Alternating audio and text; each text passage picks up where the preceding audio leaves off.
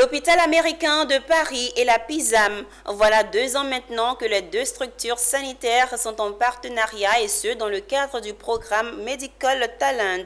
2 ans qui ont permis de réaliser à Abidjan plus d'une quarantaine d'interventions mini-invasives de la prostate et de fibrome utérin, aussi appelées embolisation de la prostate et de fibrome utérin. 2 ans de partenariat surtout qui consacrent l'évolution technique et technologique en Côte d'Ivoire en matière d'intervention chirurgicale. Une petite porte ouverte au bloc opératoire pour marquer le coup de 2 ans de mariage de raison. Issa Bedini. Cet appareil rotatif et multitâche est appelé angiographe. Sur ces 2 dernières années, il a vu passer plusieurs centaines de patients, dont certains ont subi une embolisation, soit de la prostate, soit des fibromes utérins.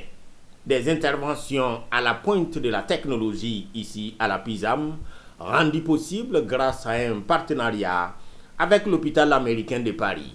Conséquences directes, des vies sauvées et d'expériences partagées.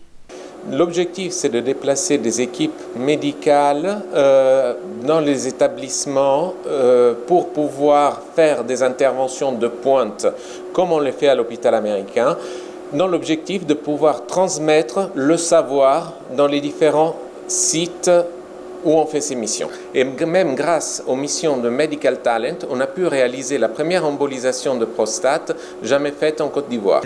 Pour nous, mon équipe, c'est très important expérience parce que cette expérience arrivait à notre hôpital. C'est pas nous qui partons en France et nous prenons l'expérience à notre maison. Un seul appareil de ce type avoisine les 400 millions de francs CFA. Et l'embolisation, c'est donc une pratique qui coûte.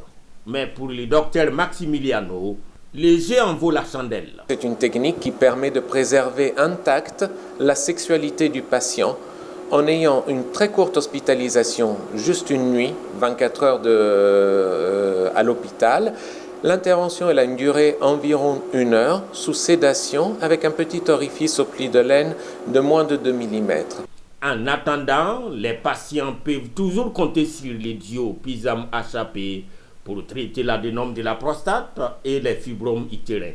En 2 ans de collaboration, ce n'est pas moins de 10 missions que dit Primo Maximiliano et ses collègues de l'hôpital américain de Paris ont effectué à la PISAM dans le cadre de Medical Talent. Des missions qui ont permis l'intervention sur un peu moins de 50 cas de prostate ou de fibromes utérins. Créé en 1909 par les membres de la communauté américaine de Paris, l'hôpital américain est un établissement privé de santé multidisciplinaire.